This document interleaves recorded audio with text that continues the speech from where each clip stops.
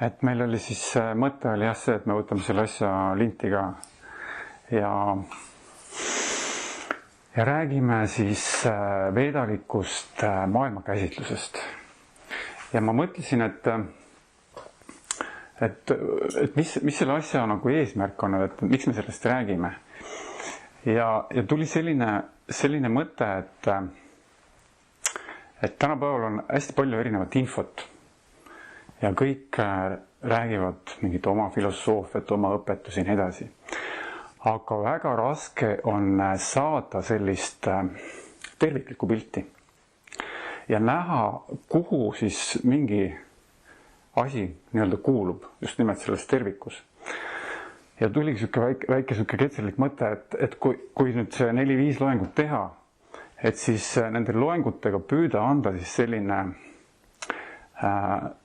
just nimelt see tervikpilt, mida siis veedad meile tegelikult annavad ja kus siis on igal asjal väga hästi näha oma koht, kuidas ta seal positsioneerub. Et see on mul nagu selline väikene eesmärk. Sellepärast, et tänapäeva maailm, nagu me teame, on tohutult informatsiooni täis. Infot on väga lihtne saada. Internet on seda täis. Ja ta tuleb meil uksest aknast. Et psühholoogid isegi praegu kasutavad sellist terminit nagu informaatiline neuroos.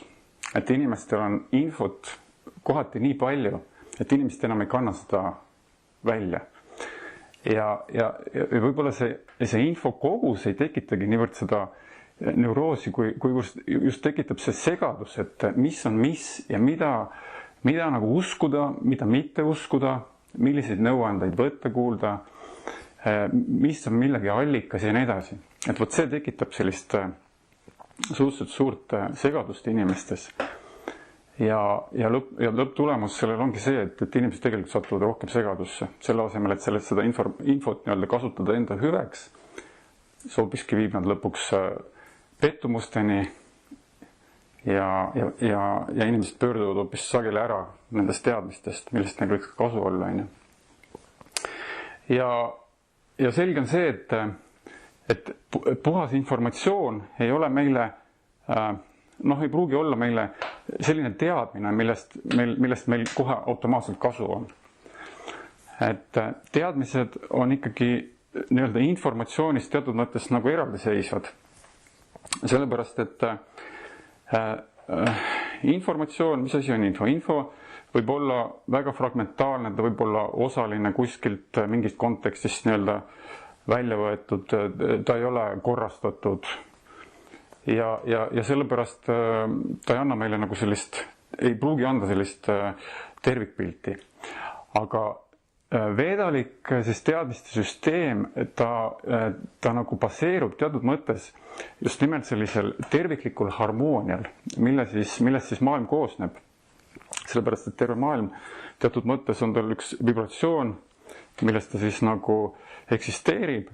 Ja need teadmised, mis siis läbi veedade, ütleme need teadmised, millest siis meile oleks kasu niimoodi, et me saame ennast siin hästi tunda, peavad harmoneeruma, peavad siis olema samal sagedusel, millel on siis need maailmaseadused nii-öelda. Et see on nagu üks printsiip veedadest. Ja loomulikult teadmised peavad meile andma heaolu ja lõpptulemusena siis õnne. Et juba Sokrates ütles, et inimese üks suuremaid eesmärke eksisteerimisel ongi ikkagi õnnelikuks saamine. Selles ei ole midagi uut. Ja paljud tänapäeva teadlased on juba ka aru saanud, et teaduse abil me kõike ei lahenda, teadus ei anna kõigile vastuseid ja võib öelda, et meil tekkis selline, ütleme, kaasaja sükene teadmiste kriis teatud mõttes inimkonnal tekkis keskajal, kus siis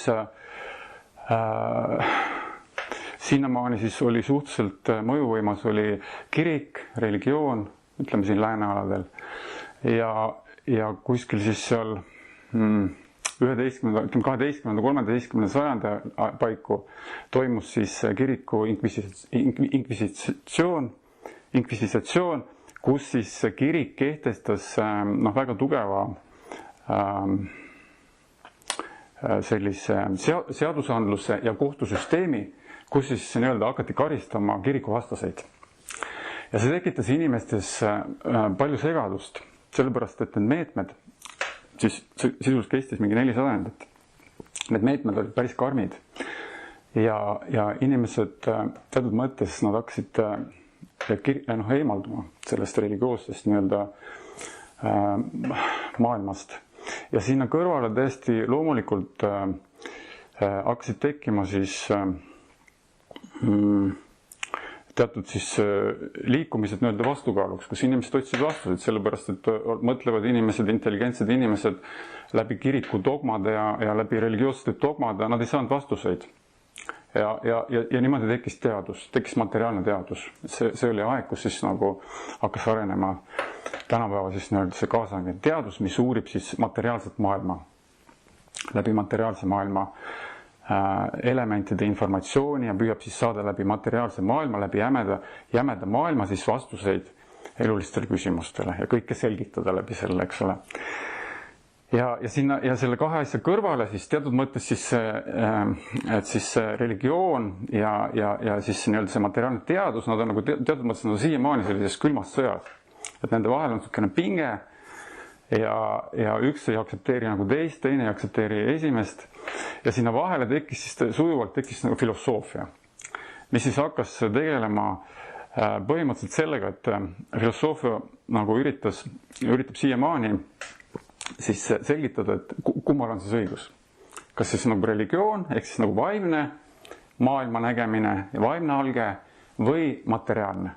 Ja see on siis filosoofia põhiküsimus, mille üle filosoofid nii-öelda vaidlevad, ühed on ühel seisukohal, teised on teisel seisukohal.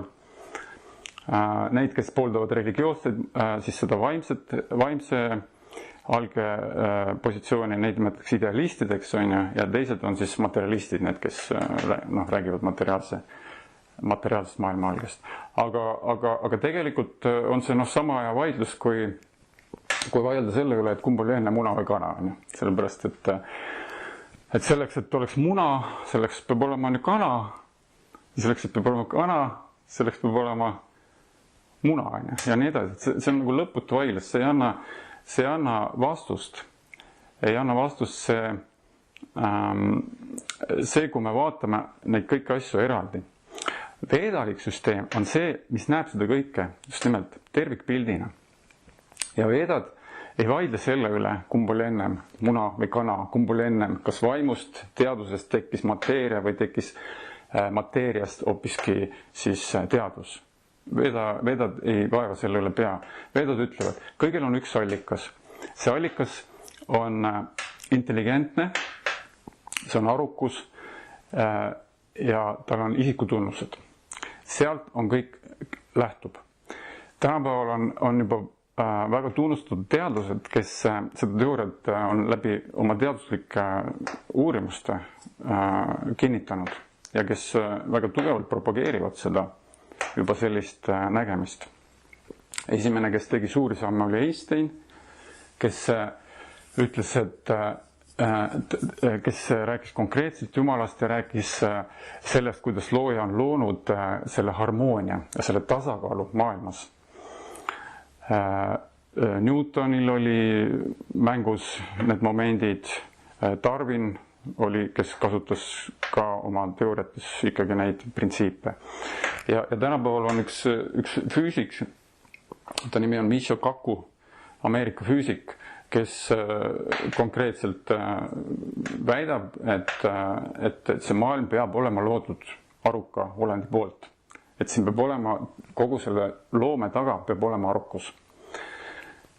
Sellepärast, et teadlased ütlevad, et nagu me teame, et see kõik algas suurest paugust, järsku midagi tekkis ja et see kõik on juhus.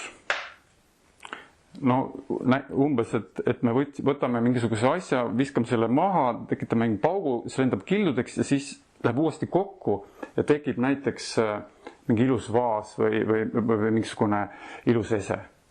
Et võt niimoodi nagu teadlased selgitavad, kuidas see asi juhtus.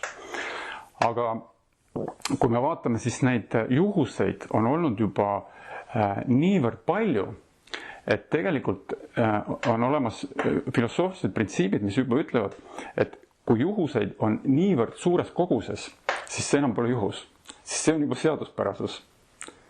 Seaduspärasus selles mõttes, et kõik, mis siin maailmas toimub, kogu see maailma ilu, kõik see loodus, taimed, elusolend, see juhuste tõenäosus, see juhuste kogus on niivõrd meeletult suur, et see enam ei ole juhus. Ja kui see on seaduspärasus juba, et läbi juhuste see kõik juhtub, siis on olemas seadus. Ja seadusel peab olema looja.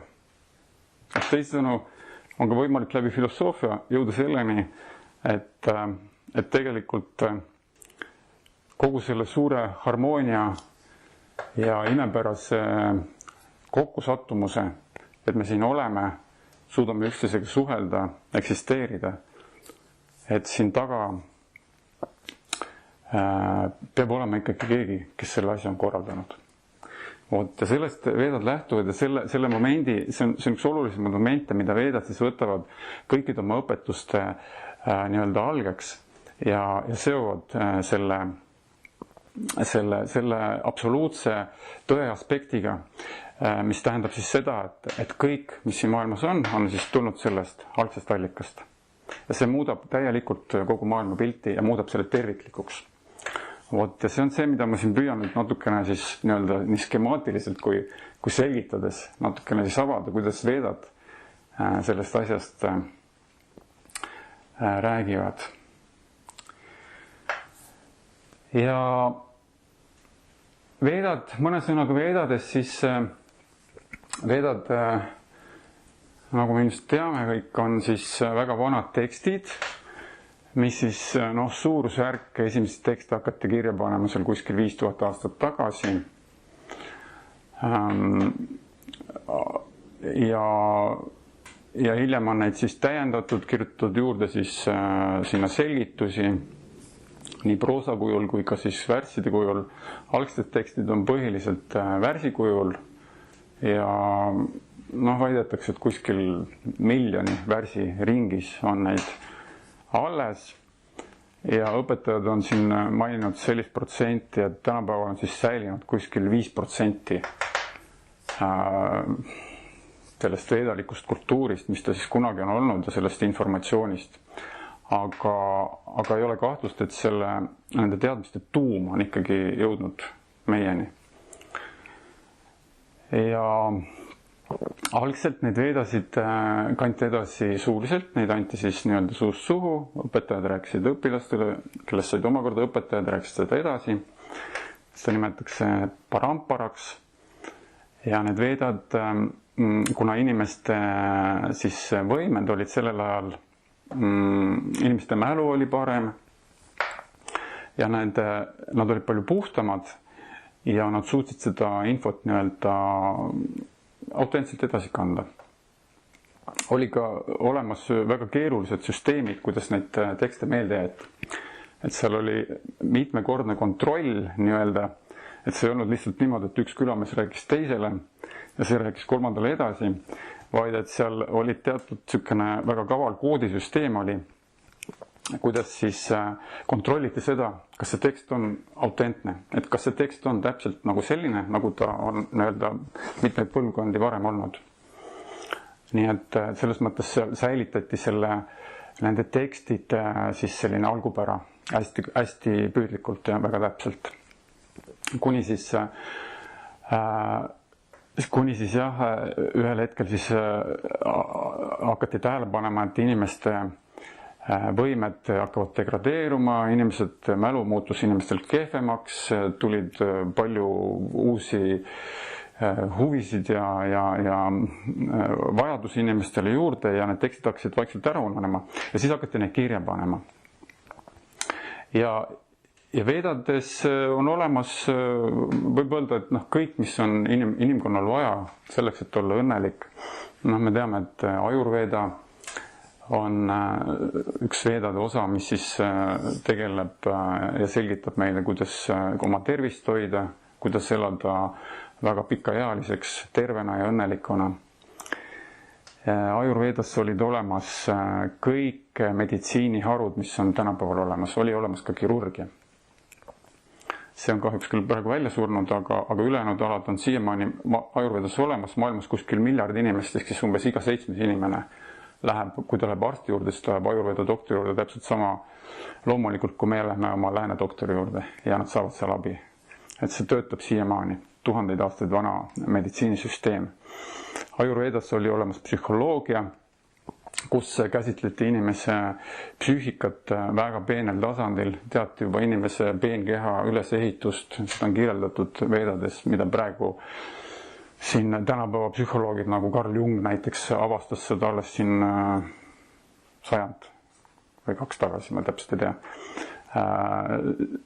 Tegelikult see Carl Jungi inimtüüpide süsteem, siis, mille ta siis oma 60-aastase praktika jooksul hakkas lihtsalt nägema. Tal oli meeletult palju patsiente. Ja ta hakkas järsku nägema teatud seaduspärasusi ja siis ta pani selle kirja oma raamatusse, inimtüübid.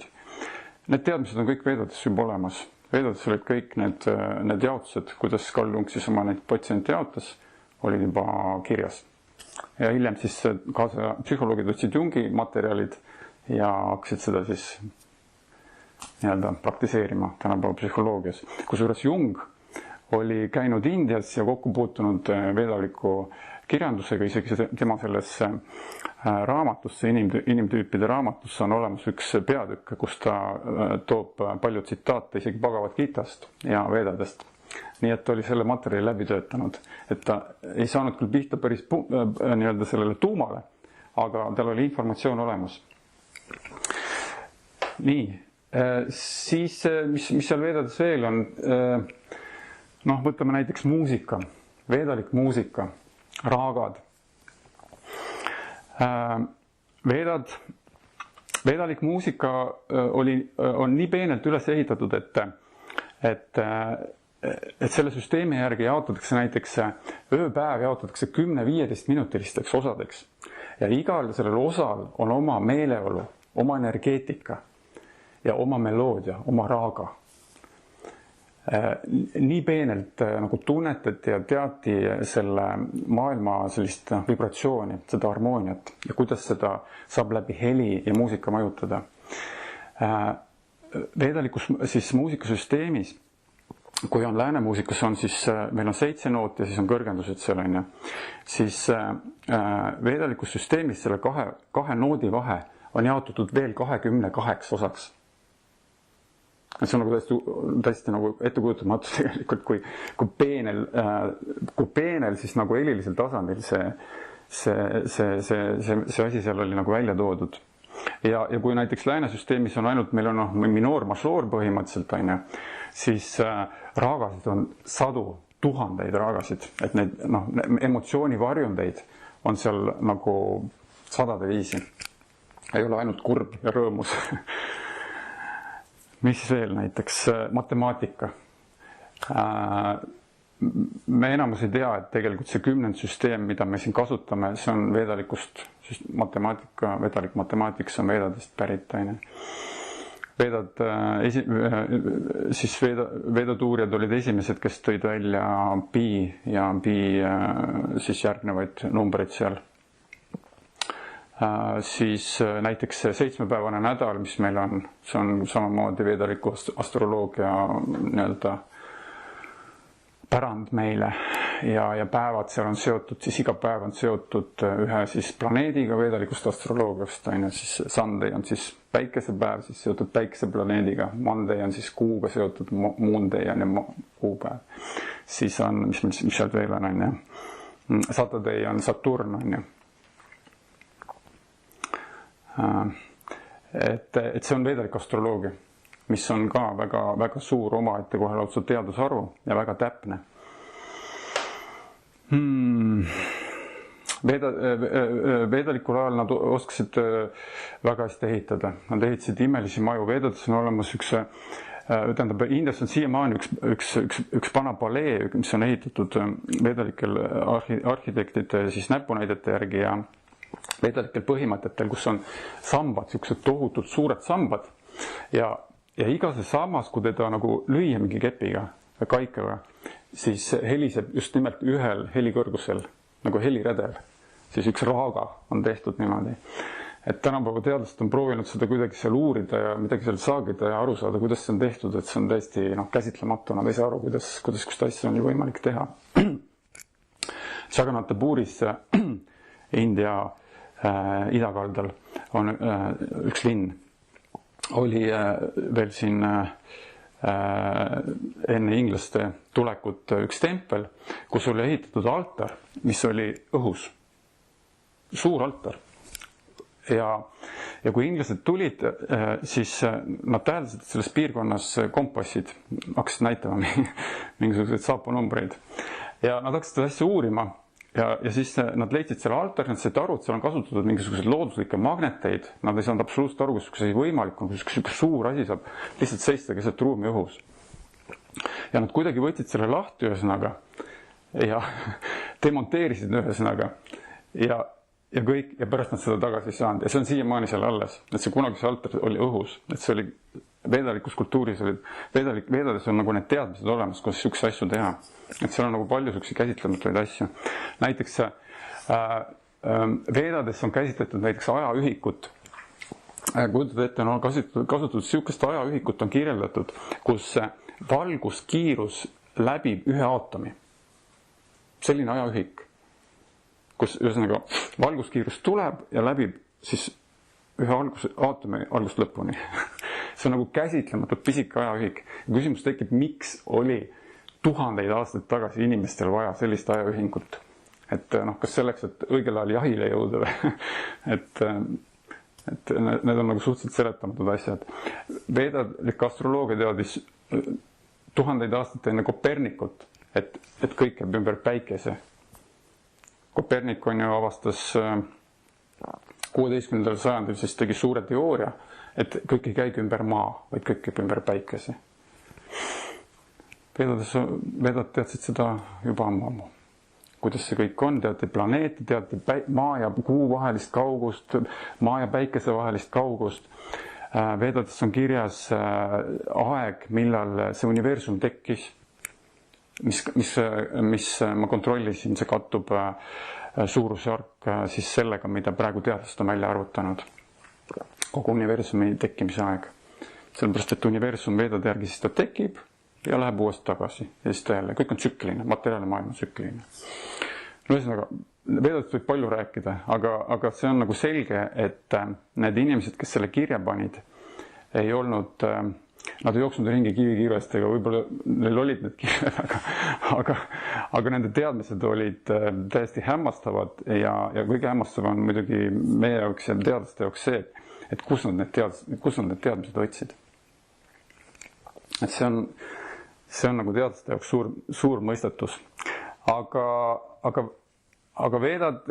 kui nagu uurida veedasid, siis me saame aru, et tegelikult see ei ole üldse väga suur mõistatus, sellepärast et veedad, need teadmised, mis on üldse inimkonnal olemas, nad tulevad tegelikult just nimelt sellest algallikast, mida ma mainisin, see absoluutse tõeallikast. Ja kui me hakkame loogiliselt mõtlema, siis tegelikult kõik, mida meie teame, me oleme selle saanud mingisugusest allikast. Et ma räägin siin midagi, aga ega ma seda ise välja ei mõtlenud. Ma räägin seda veedades, ma lugesin seda mingist allikast.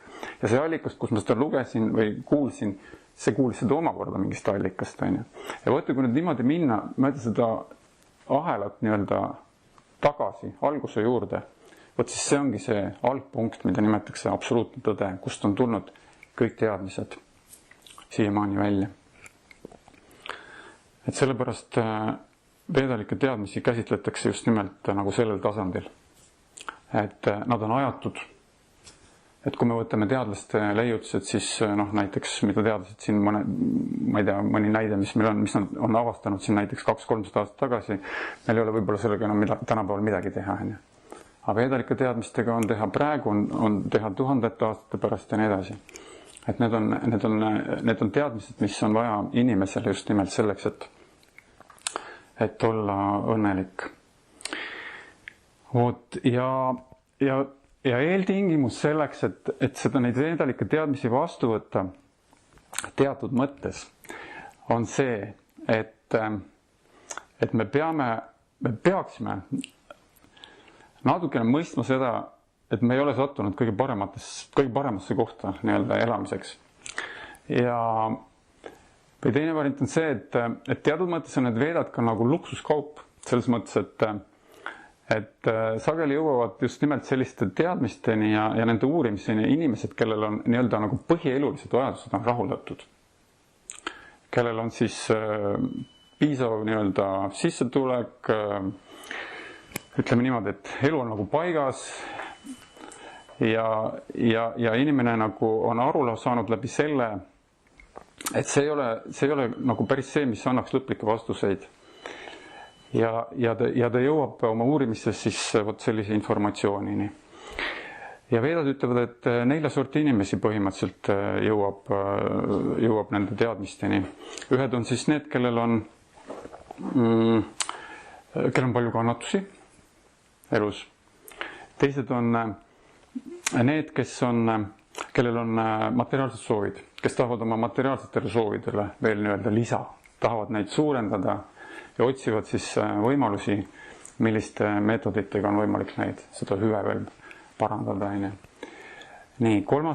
tüüpi inimesi on siis selliste filosoofiliste kalduvustega inimesed, keda huvitab just nimelt selline filosoofia pool, selline asjadest nagu arusaamine, süsteemidest arusaamine. Ja 4. grupp inimesi on lihtsalt uudishimulikud. Et inimesed, kes on nagu loomult uudishimulikud, nad jõuavad ka nende asjade uurimiseni. Nii et selline teatud nagu eeltingimused peavad inimesel olema, et seda informatsiooni vastu võtta, sellepärast, et mitte kõik inimesed ei võtta seda vastu, see on ilmselge. Eriti tänapäeval, kus me rääkisime sellest tohutust info üleküllusest. Ja veedad oskavad väga hästi, võib-olla isegi liiga hästi meile nagu luua selle pildi maalida nii-öelda sellest, kui täbaras olukorras me tegelikult oleme. Ja veedad ütlevad, et meil kõigil on 3 sorti kannatusi. Esimesed kannatused on meil need, mida me põhjustame ise endale. Siis meie mõistus, meie keha. Me oleme kõik haiged olnud ja jääme veel haigeks päris kindlasti. Mõistus teeb meile liiga, toob meile muremõtteid pähe, teeb meid murelikuks, tekitab meis hirme ja nii edasi. Et need kannatused meil tegelikult kõigil olemas, kui me vähegi järgi mõtleme. Siis teine suur grupp kannatusi on need, mida põhjustavad meil teised elusolendid. Ehk siis suhteprobleemid, lahkuminekud, tülid, kui me räägime inimestest, rääkimata loomadest, sääsed tulevad, hammustavad meid, ja nii edasi. Et see on siis teine suur grupp nii-öelda meie probleemikesi. Ja 3. suur grupp on siis need, mida siis meile põhjustab siis meie keskkond, kus me oleme. Ehk väga, väga harva meil on nagu paras olla nii-öelda. Küll meil on külm, küll meil on palav. Küll on liiga tugev tuul ja nii edasi. Et see keskkond pluss siis igasugused looduskatastroofid, ikaldused ja nii edasi, nii edasi. Et see on, inimkond puutub sellega kogu aeg kokku.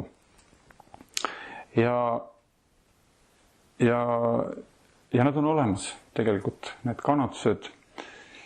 Ja varem hiljem igaüks küsib, et miks mina, miks mul on seda vaja, millega ma olen selle ära teeninud. Lisaks veedad ütlevad, et meil on veel 4 asja, mis on raudpoolt kindlad.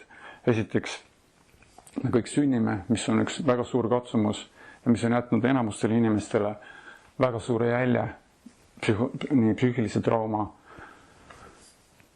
kogu eluks. Veedades on Srimad Bhagavatamis on kirjeldatud, kuidas inimene sünnib õnneks, me enamus ei mäleta seda, aga kui see uuesti läbi lugeda, siis teist korda ei sooviks küll seda teha, et tegelikult see on ikka päris karm, kuidas me siia ilma tuleme ja minu ema rääkis mulle just, kuidas mina olin siia ilma tulnud. Esimene röögatus, mida mu ema kuulis ämmaemadult, oli see, et nüüd sureb ära. Ma ei hakanud hingama. Ma tulin välja, ma ei hinganud. Ja ma läksin lihtsalt, ma ei tea, kas ma läksin siniseks, ühesõnaga elu ei tulnud sisse, hinge ei tulnud sisse, ei tahtnud. See oli nii jube. See šokk oli nii jube, sellepärast, et kui ma sündisin, siis mind välja tõmmates mul murti ära see rangluu kehal. Et ma läksin kohe, vastu sündin, mul oli rangluu võetki. Ja siis äma pani mulle mingi suure litaka ja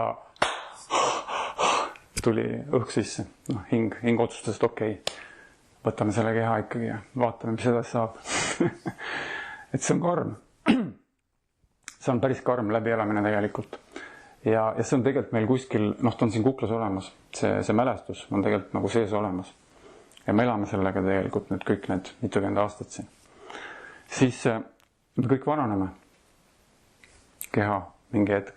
Hakkad tundma, kuidas enam pole see, kuidas jõud pole enam see ja midagi ei ole teha. Et see kõver käib ära ja mingi hetk hakkab ta minema allapoole. See tuleb vastu võtta.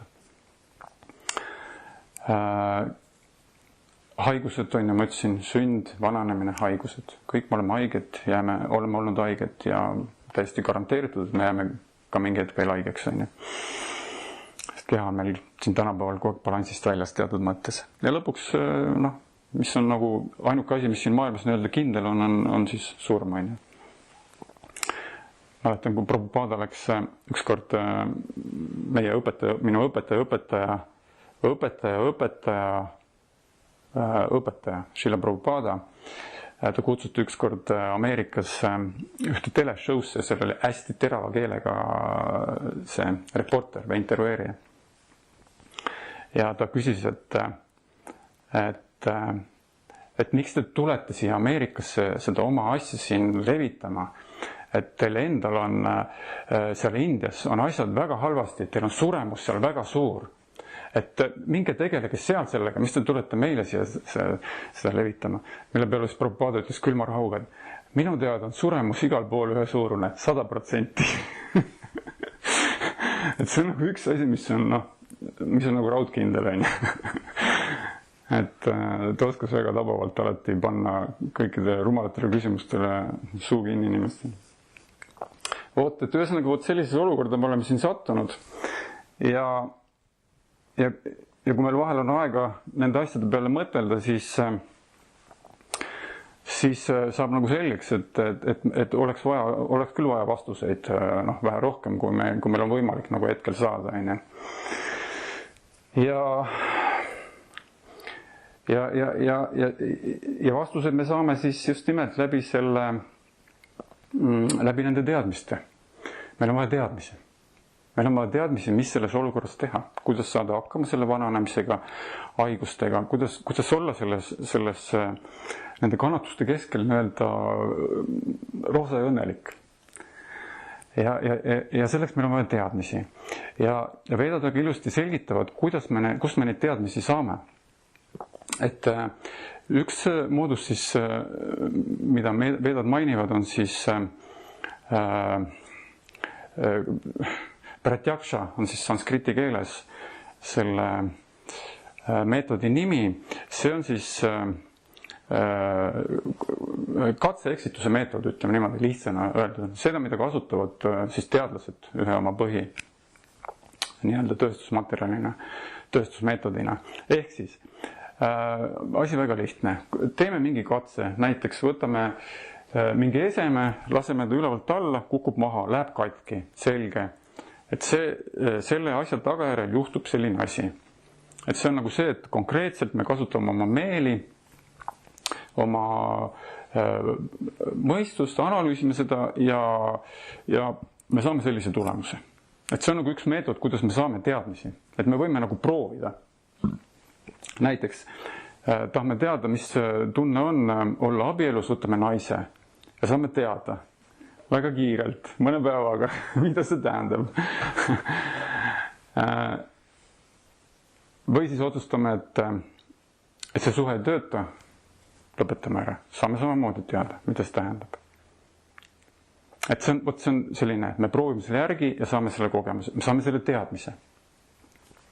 Siis teine meetod, mida on võimalik teadmiste kasutamiseks saada, on siis vedad nimetatud seda anumana, mis siis tähendab seda, et see on siis teatud mõttes nagu hüpoteetiline. Et on olemas näiteks teadlastel on selline asi nagu ekspertgrupp, et kui on nagu teatud mingisugune asi, mis on suure tõenäosusega see asi on tõene, aga teda ei ole veel siis, ütleme, selle esimese meetodiga, see pratjakshaga, ei ole teda veel siis nagu nii-öelda ära tõestatud. Siis see ekspertgrupp otsustab, et jah, see on praegusel hetkel kõige tõenäolisem, et see asi on nii. Ja see otsus võetakse vastu, see teadmine. Näiteks Darwini teooria on selline siis teooria, mida siiamaani lastele koolis õpetatakse, mis on siis anumaana. Ehk siis ta on hüpoteetiline teadmine. Ja paljud inimesed võtavad selle vastu, et aha, ongi nii, et kõigepealt olid ahvid, siis tuli Darwin, siis tuli inimene. Et selline, nagu on olnud nagu mingisugune areng. Aga tõestatud, mitte keegi ei ole seda tõestanud. See on lihtsalt hüpoteetiline, see on selline teadmine. Ja need on need kaks meetodit, mida siis tänapäeval teadlased kõige rohkem kasutavad ja mida inimkond kasutab siis oma teadmiste saamiseks siin lääne ühiskonnas eriti. Ja proovib läbi nende teadmiste siis saada õnnelikuks. Aga on olemas ka kolmas teadmiste saamise meetod, mida nimetatakse shabda. Shabda tähendab kuulmine, mis siis tähendab seda, et me saame teadmisi inimeselt, kellel nad on olemas. Kellel on juba need teadmised, ta saab meile seda anda. Et näiteks meid hakkab huvitama, kes on meie isa. Et me tahame nagu kindla peale teada seda, kes on meie isa. Et siis millised on võimalused? Esimene näiteks pratjaksha.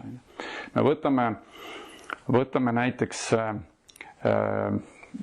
ma ei tea täpselt, kuidas need analüüsid tehakse. Võtame siis mingi geenitehnoloogiaga, võtame mingid analüüsid, viime laborisse ja seal tehakse siis kindlaks, et võt sellise tõenäosusega on see mees sinu isa.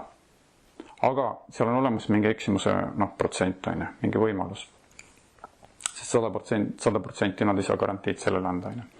Siis hüpoteetiline on näiteks, võtame selline näide, et ma vaatan väga sarnased näojooned, väga sarnane iseloom, väga sarnane kõik omadused kuidagi, et tõenäoliselt tegemist on minu isaga. Et see on siis see teine analüütiline nagu nii-öelda meetod. Aga kolmas meetod, mida siis vedad peavad kõige kindlamaks meetodiks, on minna ema juurde ja küsida emalt. Ema, kes mu isa on? Ema ütleb, see mees, sest ma tean, et ta on tema. Ma pole rohkem kellegi teisega olnud. Et see on see, kust nagu selles vedalikussüsteemis aktsepteeritakse teadmist. Sellepärast, et need ülejäänud teadmised, nad on seal on väga suur tõenäosus, et viga on sisse programmeeritud, sellepärast, et me kõik oleme ebatäiuslike meeltega. Meie maailma tajumine on väga kitsas, väga piiratud. Me näeme väga kitsas spektris, me tajume lõhnasid, maitseid väga kitsas spektris. Loomad teevad meile selles mitmekordselt ära. Näiteks hai tunneb verelõhna, kui lasta üks tilk verd ookeanisse. Hai tunneb 500 meetri kauguselt selle verelõhna ära. Ta on kohe kohal. Koer tunneb tuhandeid lõhnaradasid, kotkas näeb kilomeetrite kaugusele väikest hiirekest ja nii edasi. Et teisisõnu, me maailma on hästi piiratud. Teiseks, kui me selle info kätte saame, siis meie mõistus on väga puudulik. Meie analüüsimeetod on, see, kuidas me analüüsime seda infot, on väga, väga puudulik. Me ütleme, et näed, päike tõusis eile, täna, järelikult tõuseb homme ka. Kust me teame seda? Et see on lihtsalt see meie analüüs, et ütleb, et aga võib-olla tuli midagi ette, seda ei saagi tõusta. Siis kolmandaks, meil on kõigil kalduvus ennast petta. Et me oleme kõik valetanud tegelikult ja see on inimlik. et me tahame nagu näidata ennast parematena, me tahame näidata võib-olla mingisugust omadust, mida meil ei ole, me tahame nagu tõestada midagi, mida võib-olla ei olegi olemas ja nii edasi, et see on inimlik omadus. Ja need omadused on kõikidel nii-öelda teooriate väljatöötajatel, neil on kõigil need puudused olemas. Ja neljandaks, me petame teisi sellega, et me loome endast mingi pildi läbi vale ego ja hakkame siis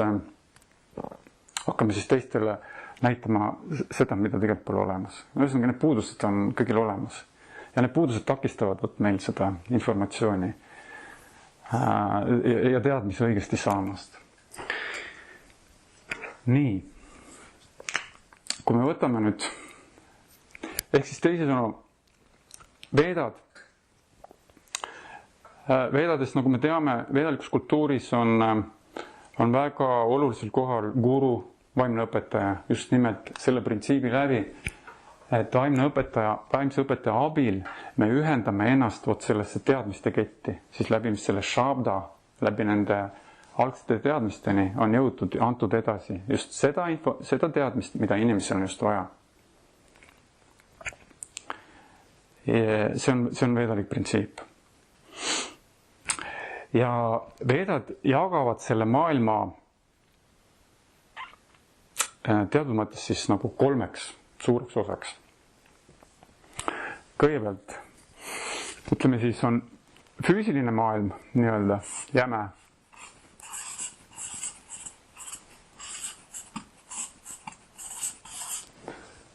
See on siis Adibautika, jah? Adibautika sanskriti keeles.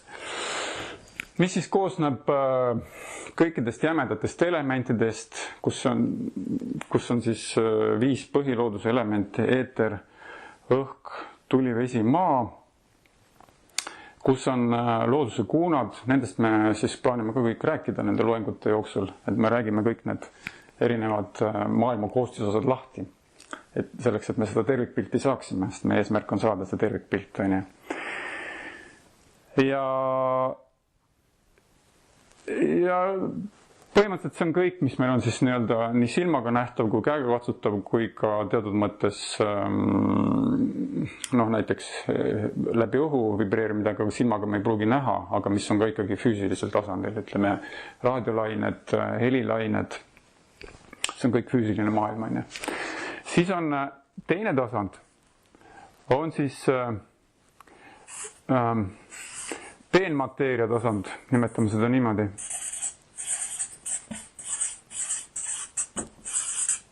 Mis siis on tegelikult teatud mõttes on ta siis nagu lääne käsitluses on ta nagu psüühiline tasand, kus siis on meie mõistus, arukus, kus on juba selline peenemad energiad, näiteks meie aura. Vot see käib selle peenmaterjal. See on ka materiaalne maailm, aga ta on juba palju peenemal kujul. Et kui me nagu käsitleme seda psüühika tasandina, psüühilise tasandina, siis me saame sellest asjast õigesti aru. Ja tänapäeva siis maailm opereerib põhimõtteliselt selle 2 kategooriaga. Seda nimetatakse siis aditaivika on sanskriti keeles. Daiva on siis, daiva tegelikult tähendab sanskriti keeles, algselt tähendab tegelikult mänguasja. See materiaalmaailm on nagu mängumaailm meie jaoks. Taivika, ta on nagu ka siis selline pooljumalate ja selliseste peenemate olendite tasand nagu juba teatud mõttes. Ja ütleme, et tänapäeva enamus selliseid esoteerilisi suundi, ütleme, kui me räägime siin, mida meil siin praegu, millest meil siin räägitakse siin võib-olla näiteks siin just need aura energiatega siis siin nagu energiatega inimese mõjutamine ja reiki näiteks ja ma ei tea, mis siin veel võib olla. Ütleme need esoteerilised suunad, mis on praegu hästi populaarsed. Need opereerivad just põhiliselt sellel peenmateeria tasandil siin. Ja läbi selle nad mõjutavad siis seda füüsilist tasandit. Meie keha on võimalik läbi selle mõjutada. Et need nagu omavahel niimoodi on väga tihedalt seotud. Aga veedad lisavad nüüd kogu sellele pildile, mida siis tegelikult tänapäeval suhteliselt juba hästi me käsitleme seda informatsiooni. Muidugi veedad lisavad siia veel väga palju uusi nüansse, millest me räägime. Veedad lisavad sellele kahele asjale siis ühe kategooria veel. Seda me hakkame nimetama siis vaimne tasand. Vaimne tasand, mis sanskriti keeles on adibautika, aditaivika, adiatmika. Atmos on siis sõnast atma, mis tähendab hing. Vaimne tasand on eraldiseisev siis vedeliku käsitluse järgi sellest materiaalsest maailmast. Ja vaimne tasand on see, kust me tegelikult pärit oleme hingena ja kust siis on pärit ka need absoluutsed teadmised ja teatud mõttes, kus siis me oma teadlusega, kust me siis nagu tuleme. Ja need maailmad, nad eksisteerivad teatud mõttes nagu paralleelselt, nad eksisteerivad samaaegselt. Näiteks Bhagavad Gitas on öeldud, et kuigi see materiaalne maailm on ajaline, see tähendab seda, et alati on ju materiaalses maailmas igal asjal on oma algus, mingi eksisteerimisaeg ja lõpp, siis ometi veedad nimetavad, Bhagavad Gitas on nimetatud, et ka materiaalne maailm on tegelikult igavene. Mis tähendab seda, et need tsüklid, tema siis need eksisteerimised tsüklid on tegelikult igavesed. Ja see tähendab seda, et tegelikult materiaalne maailm on ka igavesti olemas olnud. Ja veedades öeldakse niimoodi, et ma täpselt ei oska küll seda selgitada, kuidas seda mõõdetakse, aga et siis materiaalse ja vaimse maailma osakaal on siis selline, et 3/4 osa on vaimne maailm ja 1/4 osa on materiaalset maailm. Ja tegelikult on siin selles materiaalses maailmas on ka 3/4 osa on vaimset maailma. Et seda on raske mõista, aga veedad seda kirjeldavad. Ja Srimad Bhagavatamis on selline huvitav kujund toodud, kus siis vaimset maailma kujutatakse sellise pilvitu kõiksusena, mille siis on üks valge pilv, milles on lõpmatu arv universumeid. Ja võt see on materiaalne maailm. Et seda, see mõistus jookseb siin kokku sellepärast, et kuidas saab olla ühes piiritletud pirves lõpmatu arv mingeid asju, et kuidas samas ta tundub nagu, et oleks lõpmatu suur, aga samas ta on nagu piiritletud nagu selle vaimse keskkonna sees, Vedades on tegelikult olemas teosed, kus on väga ilusti kirjeldatud näiteks kui hing, kuidas ta siis pärast läheb sinna rändab, kus ta siis läbi nende erinevate tasandite läheb ja kui me siin ühes loengus käsitleme ka põgusalt vedalikku kosmoloogiat, siis seal saab hästi selgeks, kuidas tegelikult paikneb siis see materiaalne maailm selle vaimse maailma suhtes ja väga nagu selles mõttes väga struktureeritud ja väga selge käsitlus ja väga detailne käsitlus on üldse kogu universumi ülesehitusest, mis absoluutselt ei lähe vastuollu nagu selles mõttes teadlaste poolt avastatuga, et see on kõik klapib neil omavahel ja teadlased, ma olen kuulnud, käivad sageli kontrollimas veedadest, et kas nende need avastused igaks juhuks nad kontrollivad, kas vedad kinnitavad seda. Nii et terviklik maailma käsitlus käsitleb siis neid 3 aspekti koos. Ja igal tasandil on võimalik õnnelik olla. Nagu ma ütlesin, nende kõige suurem vahe tekib sellest, et materiaalne maailm on ajaline, see tähendab seda, et tal on algus, keskpaik, lõpp. ja olles siis vot selle teadmisega, me tegelikult oleme kogu aeg selle teadmise sees, me teame, et see kõik, mingi hetk me jääme sellest ilma, meil on see teadmine olemas. Ja vedade järgi see on kõige põhilisem põhjus, miks me ei suuda olla õnnelikud selles maailmas. Sest meil on kogu aeg hirm. Kaotada see, et see kõik lõpeb. Ja meil on hirm sellest, et meil on vaja seda juurde igaks juhuks, et seda kindlustada. Et surma puhul öeldakse, et on olemas, miks me seda surma nii väga kardame. Esiteks me kardame kõik kaotada, see, mis meil on olemas. Nii palju on ju vaeva nähtud, kokku kraabitud see asi ja siis me jääme sellest ilma. Teiseks me kardame kaotada oma lähedasi. Meil on lähedased inimesed, lapsed, naised, mehed, kellelgi on veel vanemad alles ja kuidas me jääme nendest, kuidas me neist lahku läheme. See tekitab meis väga suurt pinget. Kolmandaks, meil on tunne, et meil on siin veel tegemata asju. Meil on veel palju asju tegemata. Et see hoiab nagu inimesi pinges. Nii et põhjused on palju, miks inimesed kardavad seda just nimelt selle ajutisega seotud maailma. Ja elades sellises teaduses, see tegelikult juhib meid kogu aeg. See paneb meid siin tegema asju, mida me tegelikult võib-olla ei peaks tegema, sest et ta ei anna meile tegelikult seda õnnetunnet nii edasi. Selles mõttes see vaimne tasand, ta eristub kõige kõige selgem kriteerium, mille poolest ta erineb, siis nendest kahest tasandist on see, et vaimne maailm on igavene.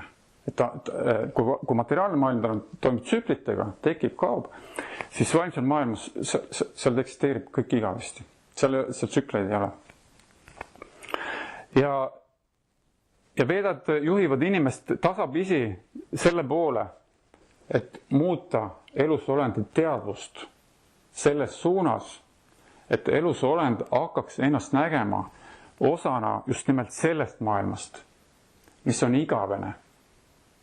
Ja kus ei lõppe asjad mingil hetkel ära, kus elu ei lõppe ära, vaid elu kestabki kehast kehasse, eksistentsist eksistentsi, aga see sama teadvus jääb kogu aeg elusolendil alles.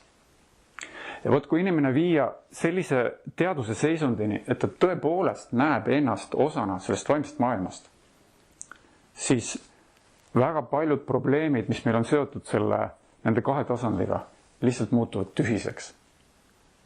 Ja inimene muutub lihtsalt oma olemusest, ta tõuseb kõrgemale sellest materiaalse maailma kahesust ja hakkab seda asja vaatama lihtsalt kõrvalt kui ühte filmi. Täidab seal oma kohust, aga ta teadus on sellest kõrgemal seisev. Vot see on see, milleni vedad püüavad meid selles maailmas tasapisi juhtida. Ja vedad nimetavad teadmiseks seda, kui elusolend oskab vahet teha hingel, ehk siis sellel vaimsel poolel ja materiaalsel poolel. Vot see on teadmine. Kõik ülejäänud on mitte teadmine. Bhagavad Gitas on see kirjas. Et kõik, mis on suured keerulised teadlaste avastused keemilistest ühenditest või nanotehnoloogiast või millest iganes. Kui seal ei ole selgitatud seda seost selle vaimse aspektiga, siis see ei ole teadmine. See ei tee inimest õnnelikuks. Sest et see on ajutine. Nii, ja ma tahaks täna saab selle siit ära. Ma näitan siis täna lõpuks siin ühe sellise skeemi, millega me hakkame siin edaspidi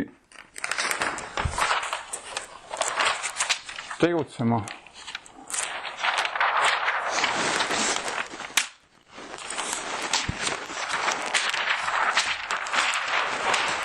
Tuli ära.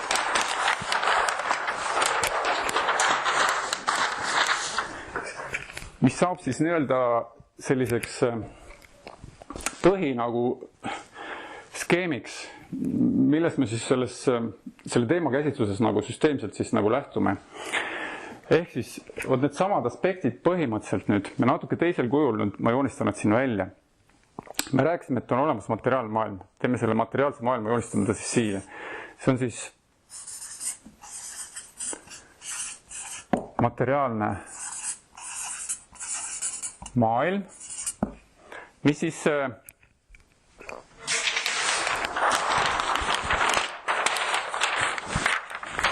materiaalne maailm kaasab siis omas endasse võt siis need kaks tasandit. Ehk siis füüsiline jäme tasand ja peenmateeria tasand. See on siis, kui me räägime materiaalsest maailmast, siis me räägime võt nendest kahest tasandist võt siin. Ja seda nimetaks sanskriiti keeles pakriti. Pakriti. Ehk siis me võtame selle täitsa pulkadeks lahti edaspidi. Et see on väga huvitav tegelikult.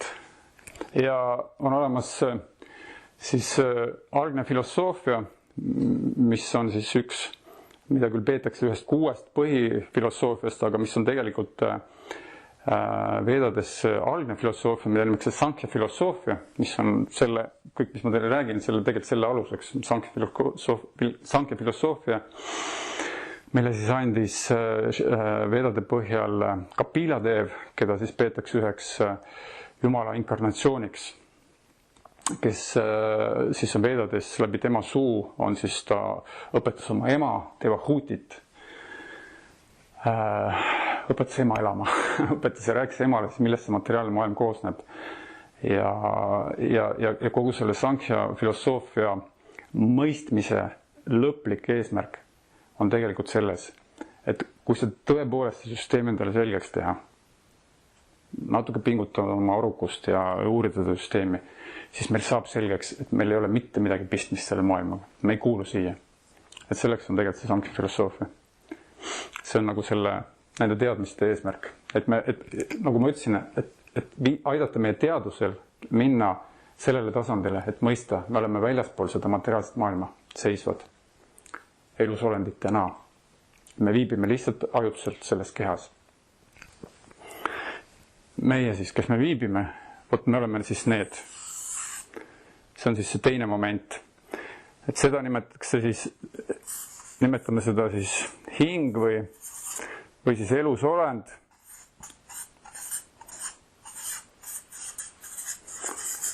Ja sanskriti keeles võime seda nimetada ka jiva jotiga.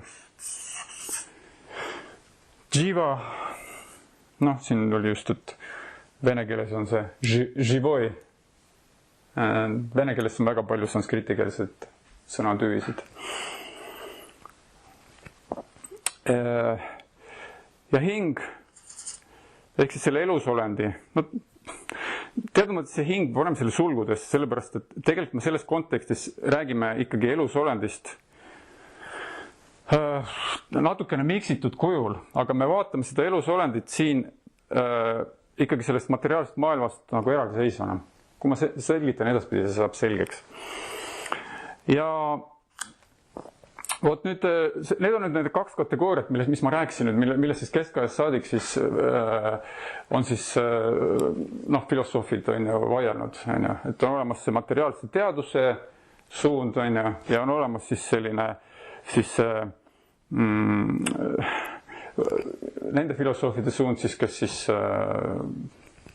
räägivad, et vaimsus on kõige alus ja et vaimsusest on tekkinud materiaalne eksistents. Nemad väidavad jällegi, et seal on ka erinevaid suundi, aga üks teooria on see, et tuleb lihtsalt panna erinevad ained kokku ja me saame teaduse. Et see on nagu üks teadlaste suur eesmärk, mida nad püüavad tõestada. Aga Vedades on öeldud kohe ära, Bhagavad-gītas on just öeldud, et hinge ei ole võimalik tükkideks võtta, mis tähendab seda, et ta ei koostu tükkidest. Ta ongi juba algselt omaette seisev. Nii et ükskõik kui palju aatomeid ja aineid teadust proovib kokku panna, nad ei saavuta teadust, nad ei saa tekitada teadust. Nii et seda me käsitleme ka eraldi. Ja vot selleks, et nüüd see süsteem tervikuks muuta, Vedad lisavad siia vot selle absoluutse tõe momendi. Ehk siis nimetamegi seda selleks absoluutseks tõeks. Absoluutne tõde, millel on ka erinevad aspektid, 3 põhilist aspekti, need me võtame ka läbi, korralikult teeme kõik selgeks endale, mida tähendab absoluutne tõde ja kuidas teda mõista, kuidas tast nagu reaalselt läbi loogika, läbi meie arusaamise, kuidas tast aru saada. Nii et me võtame kõik selle asja pulkadeks. Ja siis me vaatame nende asjade vahelised seosed, ehk siis meil on 1, 2, 3 asja ja siis me võtame nende asjade vahelised seosed. Siin on seos kahepoolne, ehk siis materiaalne maailm mõjutab elusolendit ja elusolend mõjutab materiaalset maailma. Ja selle seose nimi on karma.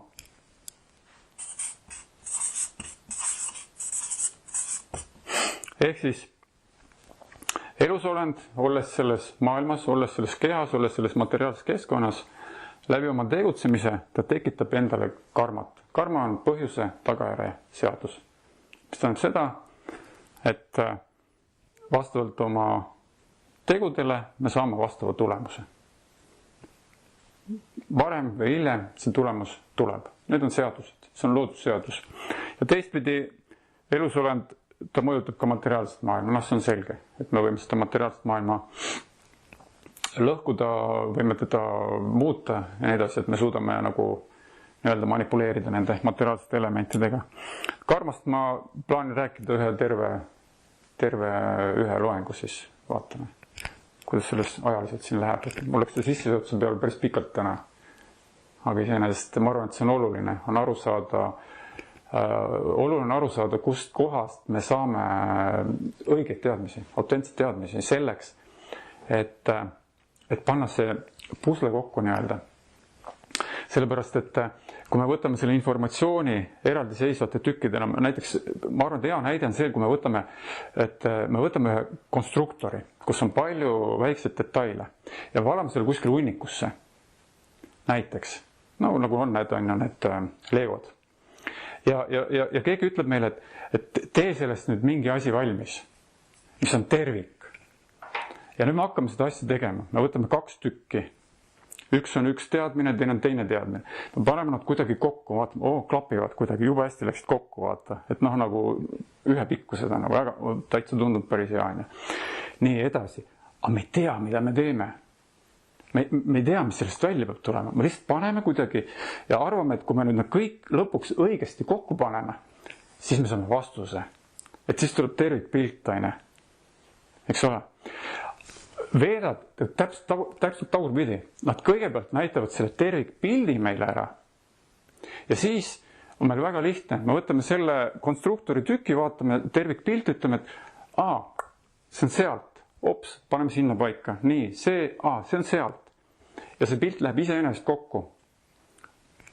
See on see, mida me üritame siin, et see pilt, seda pilti saada. Et edaspidi, kui me puutume elus kokku ükskõik mingisuguse filosoofiaga, mingisuguse õpetusega, mingisuguse liikumisega, siis me tegelikult väga kiiresti saame aru, see kuulub sinna ja sealt on see detail näiteks puudu.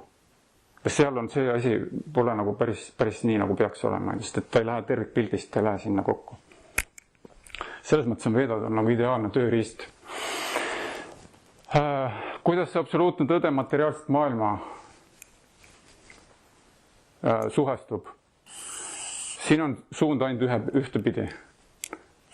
Ja keegi teab, mis see on? Aeg.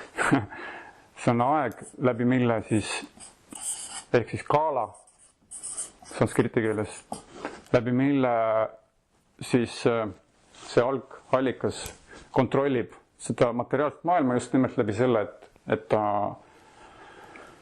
tekib, eksisteerib ja kaob. Hoiab seda nii-öelda kontrolli all ja läbi selle materiaalse maailma hoiab ka siis seda elusolendit teatud mõttes sellises hirmus, pinges, valmisolekus, et see kõik asi saab läbi. Ja see on puhas tema armulikkus selles mõttes, et läbi selle tegelikult elusolend õpib. Et see ei ole kõige parem koht nautimiseks, et ta hakkab otsima vastuseid. sellepärast, et kui me siin elaksime, teaksime, et pole hullu, midagi ei juhtu, löön seal naabrimehe maha või teen mingi sigadusega saan hakkama, et vahet pole, ma elan veel, ma ei tea, lõpmatuse siin, siis oleks kõik lihtne. Aga me teame, et kui me teeme mingi jama, meid pannakse meie lühikesest elust veel 20 aastaks vangi, okei, siis nagu pannakse mõtlema, et see aeg on siuke hea vahend, millega reguleerida. Et sellest me räägime ka natuke ja siis on kolmas side, mis meil siin tekib, on siis jällegi kahepoolne. Ja seda me nimetame joogaks. Jooga tähendab siis selle elusolendi suhte taastamist selle absoluutse allikaga. Ja joogasüsteem on ka väga huvitav, et sellest ma tahaks ka teha täiesti eraldi loengu, et karmastame ühe loengu joogast, joogatrepist, joogasüsteemidest, joogahierarhiast, üldse see, kuidas siis veedad õpetavad elusolendile, kuidas taastada oma vaimne teadvus, kuidas taastada oma algne positsioon ja tõusta kõrgemale sellest materiaalsest maailmakäsitlusest, et jooga on siis nagu tööriist selleks. Ja seda kõike, seda koos, seda nimeks sambanda. Sambanda tähendabki nagu, see on nagu side, seosed. See on nagu, kuidas see asi nagu seotud on omavahel kõik. Et see on, kui me võtame ükskõik mingis asja siin maailmas, mida kui me tahame näiteks, ütleme nii, et me tahame minna näiteks Tartusse vanemale külla, siis meil on vaja, kõigepealt on seda sambandat vaja, meil on vaja teadmisi. Kuidas ma sinna saan üldse, Et tuleb välja, et Tartusse on võimalik näiteks bussiga minna, ma uurin järgi, et vanaema elab Tartusse ja Tallinn on siin, kaotan kaardi pealt on seal, nii. Edasi, mul on vaja hakata konkreetselt tegutsema. Alguses ma kogun mingisuguse alginformatsiooni. Me kogume selle info, me saame aru, et sihukene pilt on nii. Edasi, mis ma selle infoga teen? Edasi on vaja praktikat, on vaja konkreetselt hakata tegutsema. Sellepärast, et kui ma lihtsalt istun ja mõtlen siin, et ma lähen vanaema juurde, siis sellest ei ole nagu vähe abi. Ma pean tõusma püsti, minema konkreetselt, otsima, helistama kas bussijaama või otsima internetist bussiaja, minema bussijaama, ostma pileti, istuma bussi peale sõitma, ma pean tegema midagi. Seda nimetatakse siis abideja, ehk siis see on see praktika osa. Ja seda abidejat me käsitlemegi just see jooga. Et see on nagu see praktika, kuidas me siis edasi tegutseme nende teadmistega. Ja lõpuks on siis prajojana, mis on sanskriti keeles, mis on siis eesmärk. Mis on siis eesmärk, on jõuda vanema juurde ja kallistada vanaema, ja istuda ja süüa pannkooke. Et see, ja võtta vastu vanaema armastus. Et see on selle asja eesmärk. Eesmärk on taastada oma algne suhe. Seda ma püüan ka avada. Natuke võib-olla lõpupoole, et asi nagu tasapisi avaneks. Ja kui me vaatame nüüd seda skeemi ja natuke sellega siin mängime, siis siin on hästi näha, kuidas on väga lihtne programmeerida sisse vigasid erinevates maailmakäsitlustes. Näiteks, me juba rääkisime, kui me võtame ära selle ülemise osa, jätame alles ainult elusolendi materiaalse maailma, siis see on tavaline lääne maailma käsitlus, kus materiaalne maailm on selleks, et seda ekspluateerida, nautida, saada oma hüvesid ja kogu lugu. On olemas erinevad filosoofiasel tasandid, on olemas näiteks sellel tasandil on olemas ka grupp, kes ütleb, et jah, Jumal lõi selle maailma, aga praegu ei ole tal mitte midagi sellega enam pistmist. Loomisega kõik piirnes. Kui ta siia tuleb, ma löön ta maha üldse. Sellised filosoofia on olemas. Et okei, ta on olemas, aga näete, need on läbi lõigatud, et mina olen siin peremees, mina siin nagu ruulin, Või siis näiteks, mis me siit veel ära saame jätta? Niimoodi me ära jätta rohkem ei saa, aga kui me võtame näiteks need sidemed ära, et kui me näiteks võtame selle sideme ära ja tõmbame selle siia kokku, need kaks asja kokku, ehk siis, mis siis juhtub? See juhtub see, et mina elusolend, olengi Jumal. Mina olen see, kes kõike valitseb. Mina seda kõike võin siin luua, võin siin hävitada ja on olemas materiaalmaailm. jällegi niisugune väga levinud on ju läänelik maailma nägemine on ju. Ja tänapäeva valitsejad, nad ei mõista seda aspekti. Nad ei mõista, et näiteks Trump on ju, kes mul teatud mõttes nagu väga tugev juht ja tugev šat ja tugev nagu valitseja vedelikus kontekstis, aga ta ei mõista, ütleme, kui ta neid süsteemi ei mõista, siis ta ei näe, et naftat jätkub meil ainult võib-olla mingiks 50 aastaks. Näiteks. Aga ta ütleb, me peame maksimaalselt praegu hakkama seda naftat siit maast tarbima, sest et me saame olla praegu ja nüüd õnnelikud ja me peame selle võimaluse ära kasutama. Sest me oleme siin peremehed, me oleme siin jumalad. Me ei saa aru, et seda on antud meile nagu jao pärast, et oleks mõistlik võib-olla jagada seda natukene pikemaks perspektiiviks. Sellised mõtisklused või siis näiteks, kui me võtame ära selle sideme, paneme siis selle looja aspekti siis materiaalse loodusega kokku, siis me saame sellised loodususud, kes kummardavad siin mingit, ma ei tea, kive ja puid ja ütleme sellised vanad eestlased, selline teatud mõttes siiamaani see taara usk on natukene sellel aspektil, et nad näevad nagu jumalat sellise impersonalistliku kõike läbiva aspektina, kes siis paikneb looduses. Ja nad siis taara usulised, nad kummardavad loodusaspekte, nad näevad looduses siis nagu loojat. Et nad on nagu samastanud siis selle materiaalse maailma ja kaotanud ära selle piiri siis looja ja absoluutse tõe ja materiaalse maailma vahel. Ja kui me võtame karma näiteks, siis võib väita, et teatud mõttes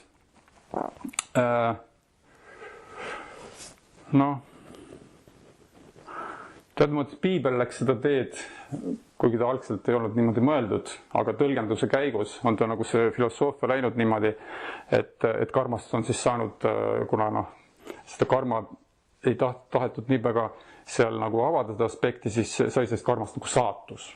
Lihtsalt nii on, et juhtub nii, lihtsalt nii juhtus, saatus. Et teatud mõttes nagu jällegi eiratakse seda ühte nagu reeglit, mis on tegelikult tervikstruktuuris on ta olemas. Nii et ühesõnaga mõte on nagu selles, et kui me nüüd võtame erinevad maailma filosoofiad ja asjade käsitlused, siis me näeme, et kuidas on võimalik, kui lihtsalt on võimalik teha viga sisse. Kui lihtne on mitte näha seda tervikut ilusti nagu koos töötamas. Ja põhimõtteliselt sissejuhatuseks see ongi kõik, mis ma tahtsin öelda. Eks ole, et edaspidi me siis saame hakata neid asju siin ühekaupa lahkama ja minna siis nagu rohkem sügavuti. Sellest ma igaks üks vaatan, kas mul oli mingi asi, mis ma tahtsin veel ütelda. Okei, need asjad me jätame siis järgmisse korda. Et järgmisel korral me räägime põhiliselt siis sellest, kes me oleme, elusolendid, ja vaatame, võib-olla siis käsitleme materiaalset maailma koos siis elusolendiga. Ja edasi siis vaatame juba karmat, joogasüsteemi ja vaatame siis absoluutset tõe aspekte, kuidas ta avaldub, kuidas teda mõista ja kuidas ta siis seda materiaalset maailma siin läbi aja reguleerib.